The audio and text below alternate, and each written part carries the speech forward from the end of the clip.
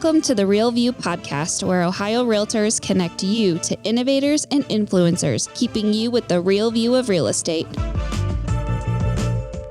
Whether you're a broker, agent, first-time homebuyer, industry leader, or just happen to stumble upon our podcast today, you can expect to hear tips, tools, tricks, interesting information, and so much more from the experts in Ohio's real estate game.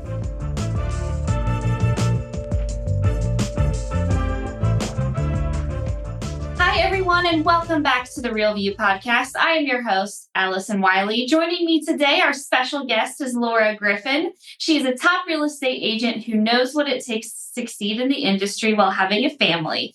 Laura started Groups to Leads as a way to help other real estate agents achieve their goals, all while balancing the demands of work and life.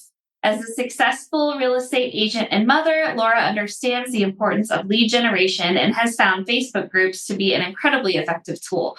Through Groups to Leads, Laura provides coaching and resources to help other agents harness the power of Facebook groups for their own business. Laura, welcome onto the show. Thank you for having me. I'm so excited.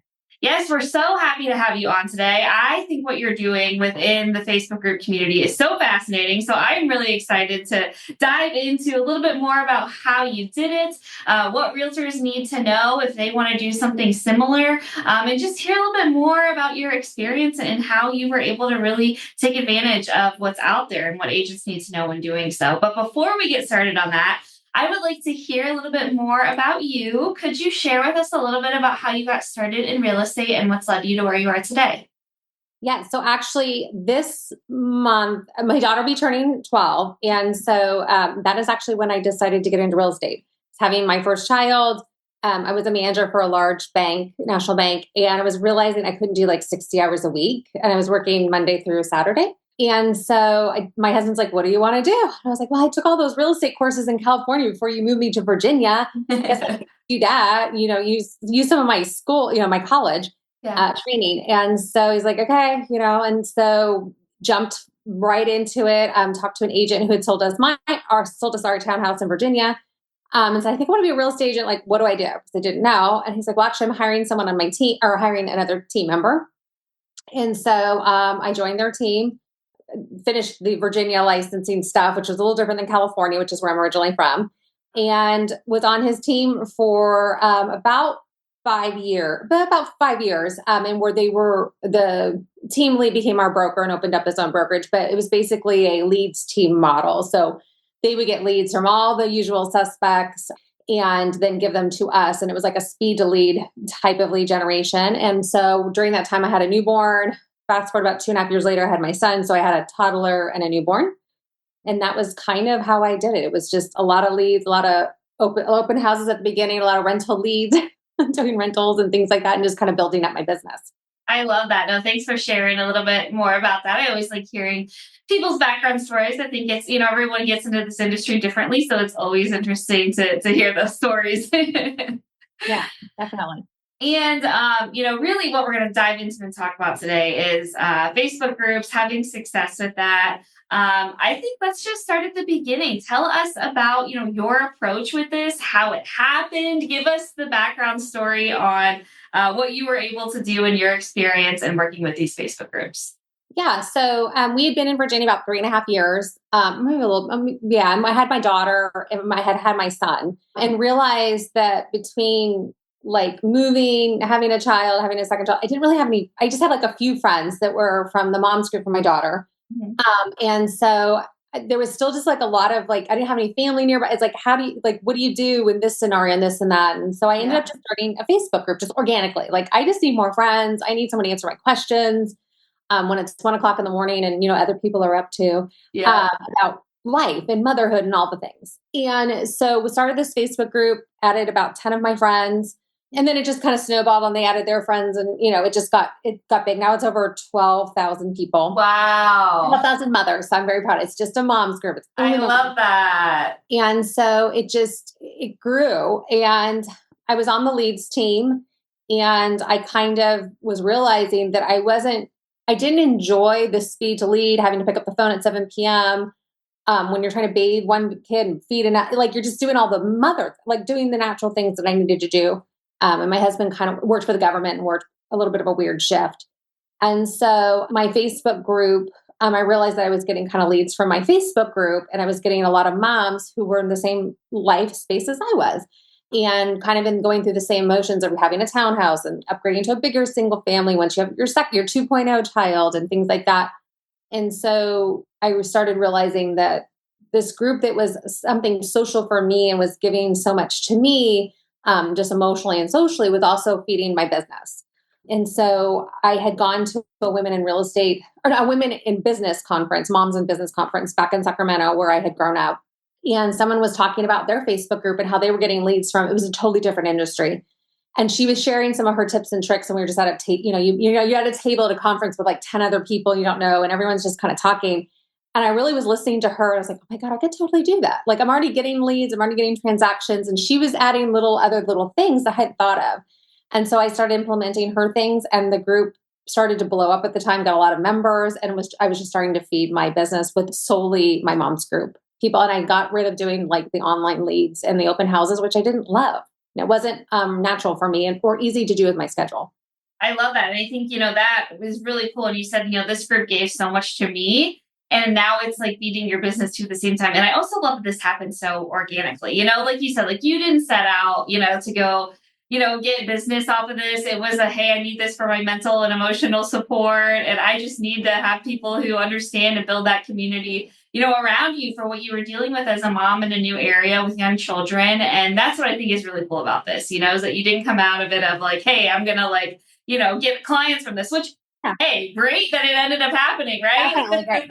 But being a mom is hard, and being a mom in business is hard. And you need sometimes that outlet of other people that are either they're going through the same and in the same life space, because sometimes there's things that your spouse doesn't understand, or maybe another friend that's not in that same space as you understand. So kind of having that sense of community is something that I think we all want. And Facebook kind of offers a unique way to do that. Yeah, it really does. And that is the perfect kind of lead into what I want to talk about next, which is why the Facebook groups. Talk to us a little bit about some of the benefits. And I know, it's, you've talked about it. It's on your website about, why it's a really great opportunity, why more people should be taking advantage of that. Talk to us about Facebook groups. I mean, everyone has a basic understanding of what it is, right? But talk to us about how kind of Facebook's been tailoring some of its work to groups directly, and really what you've seen working with them, how they can really be a great option. Yeah. So if you think about your own self, right? The average person belongs to 30 Facebook groups, 30 Facebook groups. And if you think about your feed in a day, how many of those groups are you seeing? Maybe 5, 6, maybe. Yeah. And so Facebook really since COVID, because I think COVID was really the catalyst for this, for their little bit of their change in their business model. Yeah. Is they're really started pushing groups because people were at home and they had no social outlets and they had no way to have a sense of a community and belonging. And so Facebook groups really offers that for you. And for someone like me, I love my job. I love selling real estate. I love helping clients. I'm going to tell you a secret. I hate online lead gens. Nothing drives me crazy than the speed to lead. You're trying to pick up the phone the first 2 seconds and you got to call them back 50,000 times and all this scripting and all this process. I don't like it. It's not me. I'd rather just have a natural conversation with somebody and it lead into real estate, or maybe they know who I am, but they don't need to buy a house today. But maybe I've had this happen. And 4 years later, they're seeing me at Target like, oh, I meant to call you. I want to buy a house. Absolutely. It's more of an organic thing. And with Facebook groups, what I found too is I can do a post on my page. Everyone has a real estate page, right, on Facebook. Like we all do. It's social proof. It's proof that we're really a business. But when I post something there, maybe less than 100 people will see a post, right? If I post in my Facebook group, it depends on the day and the time. There's a whole algorithm to it too. But I can get thousands of people to see the same post. So my reach is so much more vast. I'm also not paying for those views or those clicks or those things. I mean, think about it. Yes, on my business page, I could take the few, maybe 100 views and then boost it or run an ad and then spend, maybe a couple $1,000s per month or a couple hundred to get the same amount of views. Whereas a Facebook group is free and they're still seeing it. So it's one of the things that also Facebook is pushing. They're really changing their algorithms. They're really pushing, trying to really grow groups. They're doing a lot of different innovative things. that they're trying to roll out with groups. So in a way, it's kind of going to be it is the new wave of the future. It's where they're moving all of their business. So it makes sense as a real estate agent to be there because that's where your community is, that's where your people are in your area. And it's also a very hyper local thing. If I post something on Facebook now that, as real estate agents, we're kind of confined on how much like finessing we can do on areas and like reach and things like that. I may post something and it may be shown because I'm in Virginia, it may be shown in Maryland or West Virginia where I don't serve because of the geographical area versus a Facebook group. Mine's hyper local. So I know it's only people in the county that I like to serve because it's close to my house and I know everything about it. So in a way too, that's another advantage of Facebook group is you can be actually hyper local and kind of tailor in a way ads to the people that are in your locale versus you don't know where it's going or who's seeing it and those kinds of things. No, it's so smart. And this reminds me of, I just did an episode, I think the last one that will be released. So if you guys listened to last week's episode about finding your niche and how to create that and how to really hone in after you find that out and really hone in on it and get clients that fit into your niche. And it sounds like that's what you've been able to do. Like that's what that reminded me of as I'm hearing you talk. Like you are like, moms are my people, moms with young kids in my area. Like those are the people I want to reach. That's bringing me joy. I want to help these people. And it sounds like you've been able to do that through these groups with just the ways you just described. Oh yeah, my niche is clients who want to trade up. So they have a townhouse, the condo, sometimes a smaller single family, like the client that just closed today. Yeah. They sold their smaller single family. They have 3 kids now. They needed a much bigger house. We bought a bigger house. They closed on it today. And I can speak to that. My husband and I have been together. We just had our 16th wedding anniversary. We have moved 9 times. Now, my husband's former Air Force, so there's 2 or 3 of the moves were that. Yeah. But we've moved a lot. And I have 2 kids. I understand the nuances of it.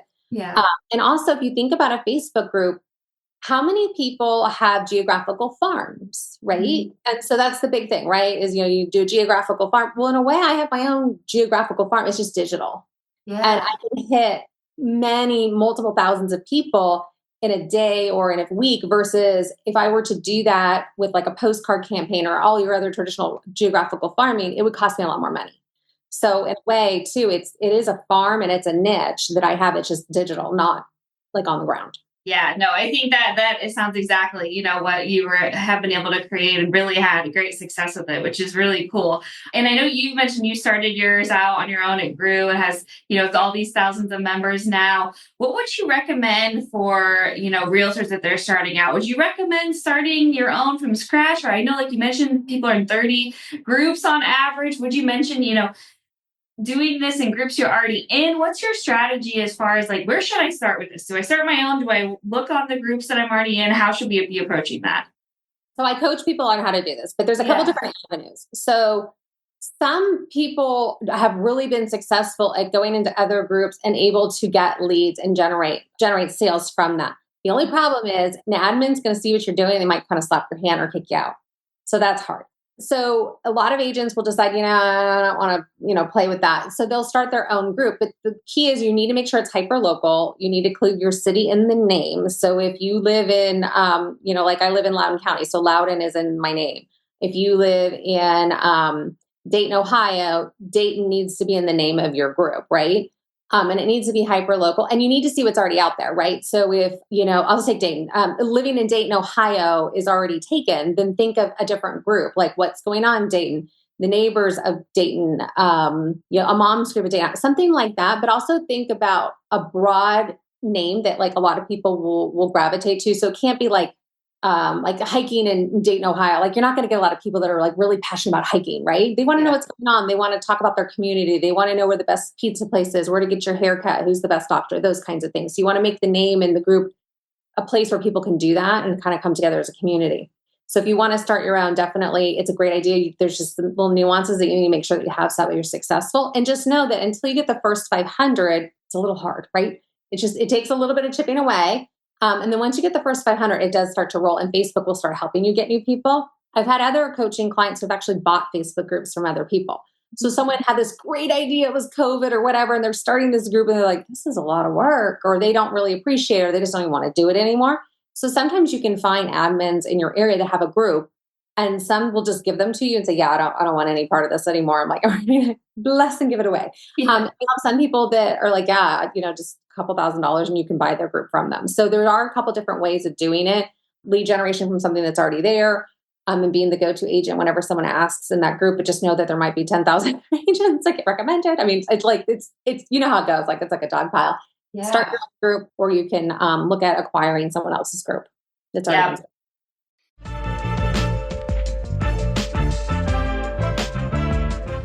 This episode of The Real View is brought to you by the Ohio Association of Community Colleges. Ohio's network of community colleges provides accessible training that accommodates the busy lifestyles of aspiring real estate professionals at half the price of a traditional university. With convenient locations in every part of the state, as well as online options, Ohio's community colleges are your smart choice for pre-licensing education. For more details or to start the journey to a real estate career, visit the education page at ohiorealtors.org and then click on the pre-license course locations.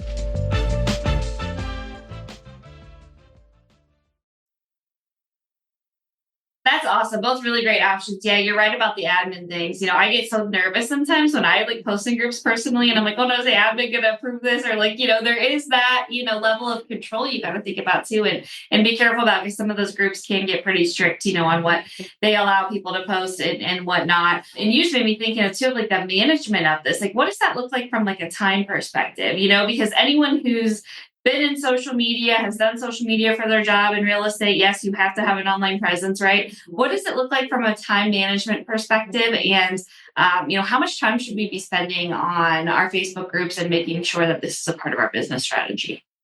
So on average, I spend about an hour in the mornings. So I'm just responding to posts, making sure that my automated posts went out, just kind of doing general admin, adding people into the group, welcoming them to the group, those kinds of things. And then sometimes at night, I'll spend my group is very busy around that 8:00 window. And also think we're moms, right? So we've all put our kids to bed. It's our free time. Yes. And it's for me too. My kids are in bed, I'm decompressing, watching the Housewives or whatever. And then just playing, or sometimes I'm eating my dinner with my husband. So I will sit there while I'm watching TV, and I'll just go through and I'll just comment on posts or kind of do a little bit of admin work, maybe about 30 minutes. And partially I'm commenting just to keep my name in front of people and keep feeding my algorithm and keeping it going. So it's really maybe an hour and a half a day. And most people, you're lead generating and calling, how many dials are you doing in a day and how many hours are you spending on that? And then I sit down once a month. I don't have it on my desk today, but I sit down once a month, and I have an old school paper scheduler calendar. I like to see it. I'm a visual.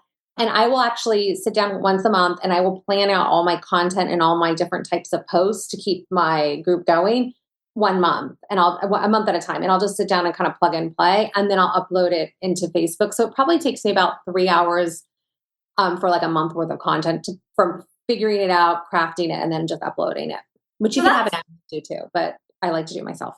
Yeah. And that sounds very doable. If anyone looks at their screen times on your phone, I know you guys are on your phones a lot. We all are on our phones a lot. I know hours a day, is many people's screen time. So, when you look at it from that approach, scrolling it while, your show's at a commercial or, something and doing that work, then it really doesn't seem like it's, going to take up that much time. No. And when I think about it, back in the day, I used to open houses, which was not my favorite thing. And I think about how, the time it took me to put those signs in the ground in Virginia, it's either blazing hot or freezing cold. So the signs are a nightmare, and you got balloons flying. And then you're at the open house for 2 or 3 hours.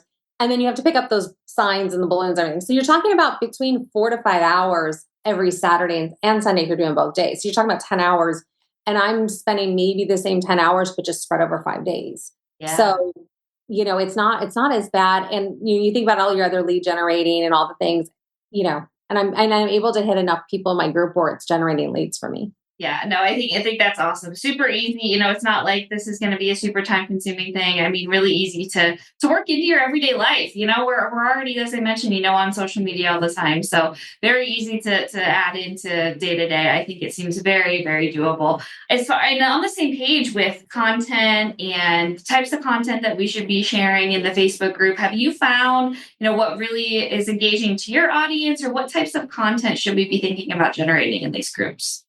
So I actually have a freebie for your listeners. So, so it's Laura Griffin. So it's my name, coaching.com. And you go to /top 5 And then it's the number 5. So TOP5. I'll give you my top 5 posts that are guaranteed to get you sales in your Facebook group. So Facebook group, it's just like any social media. You need to keep your algorithm going. You need to stay in front of people. You need to keep people engaged in your group. Because if you think, like I said before, everyone is in part of 30 groups and only 5 or 6 of them are being shown to that person every day in their feed. And it's Facebook that's deciding that. And part of the algorithm too, or their secret sauce, is that it's whatever groups, if everyone were today just to kind of do just their own little study, think about the groups that it's showing you. It's the ones that you've been in, you've commented recently, or you've liked something. So what you need to do is make sure that your members are continually going into your group, liking, commenting, those types of things. And so you need to have a mix of content that'll appeal to people. Whenever someone says, I have a Facebook group, we're not generating leads, like no one's commenting, it's just me talking to myself, like, hello, is everybody there? And it's like, okay, your group is #ghost town. Like it's a ghost town. The best thing you can do today is do feed the algorithm posts. And these are what I teach in my course, or if I do coaching with people. And these are really simple things. If I were to ask you today, what's your favorite drink at Starbucks? You could tell me in less than a second, right? Like mine's a grande sugar-free vanilla latte. Like everyone knows. Those should feed the algorithm posts. So if your group is really lacking in engagement, or people just aren't commenting, start doing some of those. What are your plans for summer vacation? We just had spring break. What's your, spring break vacation? Things that people can ask in a second, like answer just quickly. People love to give their opinion, and they love kind of fun posts. There's another one that I did. I stole it from another group, but that's the other thing, is you can always rip off and duplicate. It was it was an image of different fast food restaurants at different fries or whatever. And I posted like, which one's your favorite? And like, I like In-N-Out. I'm a Californian. I like the In-N-Out. So everyone's like commenting all their, Carver's or Carl's or, all the different McDonald's, all the different places. And so it's posts like that people can give their opinion. And it's just a real quick thing. So those kinds of posts, I do a little bit of some real estate in there, but it's not just listed, just sold. Aren't I fantastic? I did there's a post coming out this week, a client from my mom's group. I helped her list her house. We sold it. They bought a new one. And I just share a little bit about that story. I'll share a little bit about, hey, I was at a home inspection the other day. Their smoke detectors were expired. It's daylight saving time. It's a great time to change your smoke detector batteries. It's little things like that you're able to sprinkle into the group that's real estate related, that says, hey, I'm a real estate agent. I know what I'm talking about, but yet I'm not, hey, I just listed this house, or I just sold this house, aren't I fantastic? So those types of things.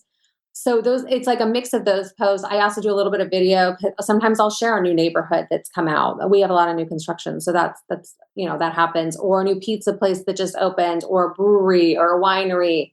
My kids like to share their splash pads are going to be opening up in our area. It's May 5th, I think it's one of them. And so I'll share my favorite splash pads that my kids love to go to. Or were the best 4th of July fireworks, just the things that we normally share that you're sharing in your Instagram or your Facebook already as social media content. You can repurpose a lot of it and just reshare it in your group. You just have to frame it a little differently. And Facebook groups, the biggest thing whenever I'm auditing somebody's, helping them with their group and coaching, is it's not as image heavy. So Instagram is so image heavy, right? And we're just sharing a lot of things that we've created in Canva, which are really pretty pieces a lot of times. Facebook groups don't like it. So you need to look at how is your content that you're posting. You have to look at the analytics and see how it's doing. And I would suspect whenever someone says my group's not doing so well, it's because they're doing just heavy imaging, that kind of stuff. That's interesting. That's kind of reverse, like you mentioned, what Instagram does. And I think so many times we're focused on, I need a graphic, I have to post a photo for this, I have to do this. But on Facebook, they don't like that. They seem to think that text is better and having those conversations instead of focusing on the images and visuals. They're liking much better. Yeah. No, that's interesting. I think that's really cool. So how do you know when to start converting these leads into actual clients? Could you give us an example of how you've been able to make that transition, or what you would advise people to do if they are, having good success with a lead in a Facebook group? Yeah. So I have a touch system, just like we all do with real estate, right? It's taking what you learn and just repurposing it to your own digital farm. So I have a touch system with social media posts. We get emails sent out to them every week with a newsletter. I've done some postcard campaigns with them. It was successful, but I kind of dropped out of it because it was getting so big. It was getting thousands and thousands of people's physical address I just didn't need. I do giveaways. We do events. We do my Santa party every year that I host for my clients. I invite people from my mom's group, which helps generate a couple different transactions every year. Usually it's about 5 transactions for my Santa parties. So the return on investment is really good. So it's really having a touch system, right? So you're touching them via being in the group and talking with them and having conversations. Anytime someone posts something, I try to comment because then you're having conversations back and forth. That's part of it. So it's really implementing what you already know. It's also welcoming people when they come to the group. Just like when someone comes to your house for a dinner party, right? I was just coaching a client the other day and I was like, you're not welcoming them, right? When someone comes to your home and you're coming for dinner, you don't just like open the door and be like, yeah, come on in. Like, no. Yeah. Like, and then they're just like, where am I going? Like, where do I put my clothes? What's for dinner? No, you're like, well, I'm so glad that you're here. Like, here's the appetizers, drinks are here. Dinner will be in an hour. We're going to sit over here. This is where you put your coat or, just all the normal things. Then when we get into social media or Facebook groups, we forget about that. So there's a part of the touch system that I like to do too, is also welcoming people. Like, welcome to my house. This is what you expect. This is what's going to happen at the party. Like, these are the rules that we all like to play by. If you don't play by the rules, then, maybe you're not going to come to the next party. Yeah. So those kinds of things you have to do. It's very social, but just even commenting on people's posts, sometimes it's not going to be like like an online lead where today they're going to buy a house. Right. But a lot of times I get relocation people and they're within 3 to 6 months of buying a house. I find that typically they'll join my group because one of the spouses is having a job change and is coming to the DC area. And so usually the wife, for whatever reason, just goes online and needs to know all the things and consume all the things. So that's where I get a lot of the leads too. It's just a lot of relocations that are coming in to the area because of job changes. So, having processes in place too of like, here's your relocation guide, here's some emails, here's some videos that I've created about the area, here's where you can consume more information. So you really have to have some systems in place. It's not that hard and it's stuff you probably already have, but you're just not implementing it in a way that is for your Facebook group. Yeah, I think that's really smart. And once again, it's tailoring to that clientele. If you're saying like, hey, I get a ton of people who are relocating in this area, let me make sure, I'm giving, hey, what a first-time person in this area needs to know, or hey, are you new? Here's the best places to go out and meet people and do things. I mean, you're so good at tailoring, to your specific clientele. And I think that's why it's so important to know, who that is. And that's where you're really going to get those strong leads. And like you're saying, it's not like you had someone who, hey, was looking to buy 4 years down the road, but they thought of you because of your posts and the things that you were sharing online, and I think that's really cool. And I also love the balance between, sharing that you're a realtor and in this industry, but also like I'm a real person too. And like, here's everything I do without real estate. Cause I think that can come off a little like cringy sometimes if people see that it's just sales, sales, sales, or you're always posting like, here's my new listing or this just sold. I feel like people can see that it might get turned off from it sometimes. So I think finding that balance sounds like is super important too. And what you've really been able to find good success with. Yeah. And I mean, I know not everyone wants to do this, but I do share my kids. Like, hey, Yeah. I was, tomorrow I'm actually volunteering at my son's school. They're finishing a project for Teacher Week or Teacher Appreciation Week. And was like, I share that. Like, last year it was the end of the school year party. I was in charge of these blow up beach balls. I did not look at the size on Amazon and I ordered the wrong ones. They were very small. Like, mom's so hard. Like, I tried so hard, Yep. ordered the wrong ones and it's too late to send them back. So, and I didn't know until I blew them up that they were wrong, but you know what? Mom failed, but it was fine. So, you just have to share yourself, and it is it's hard. But if you're like me and you're an outgoing introvert, so like you're fine with talking to people, but if you drop me in the middle of a party, I'll just stay against the wall or find someone I know. I don't like to network. Like, I don't like strangers. Yeah. No, don't drop me in a networking event. It's not my thing. Yeah. Or if I go speak at conferences, I'm always like, oh, like, it's okay. But on social media, like, I'll have a conversation. If you want to know where to get your hair done or this, like, I'll have those conversations and it's easier for me because they're not standing right in front of me. So if that's also your personality, a Facebook group is actually a great way to network and to get transactions. And the best thing about it too is if I go to a listing appointment, because I do specialize in trading up, and that's typically what 99% of my clientele is. There is sometimes when someone says, oh, my brother needs to sell his house or buy a new one. I get the random brother every year who's my numbers. It's always like a brother too, which is always cracks me up, or their parents. But what happens is when I go into a listing appointment, because they've seen me, they've talked to me, we've had like natural conversations, or sometimes they see me at Target. I go to a listing appointment. I'm not competing with 10 other people. It's here we go. Let's just sign this paperwork and let's get going. And I've got all the tricks on how we're going to, sell this house and buy a new one. And I'm going to show you how you don't have to get rid of all your toys. I just don't want to see toy throw up in every room of this house. Like, we're going to hide the toys carefully and my stager's going to help. And, they feel comfortable with me because I'm a mom. I know what's going on and I have the processes in place and I can talk through the stresses that they already have. And so it's easy. And I think anytime we can go to a listing appointment, it's really easy and it's fun. And we can just like, here, let's just sign the paperwork and let's get going. That's so much easier than going and competing with 10 other people and someone you don't know who they are. They clicked a button online and you just show up.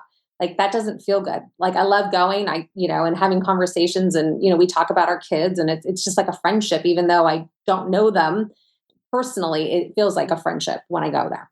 Yeah, this just makes so much sense. It's such a smarter way to do it, to spend your time doing it, focusing on those people who are going to relate to you, who you can relate to them. This is just such a smart business model. So I want to thank you so much, Laura, for joining me today, for sharing a little bit more about you and the awesome work that you do. I really appreciate your time and knowledge today. Thank you, Allison. I had a great time.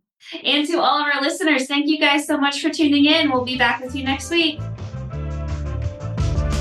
Thank you for listening to The Real View. That wraps up today's episode. You can keep up with the latest on the podcast at ohiorealtors.org/therealview and on Apple or Google Podcasts, Spotify, or wherever you listen. Have questions, comments, or suggestions? We want to hear from you. Email us at podcast@ohiorealtors.org. We'll see you next time.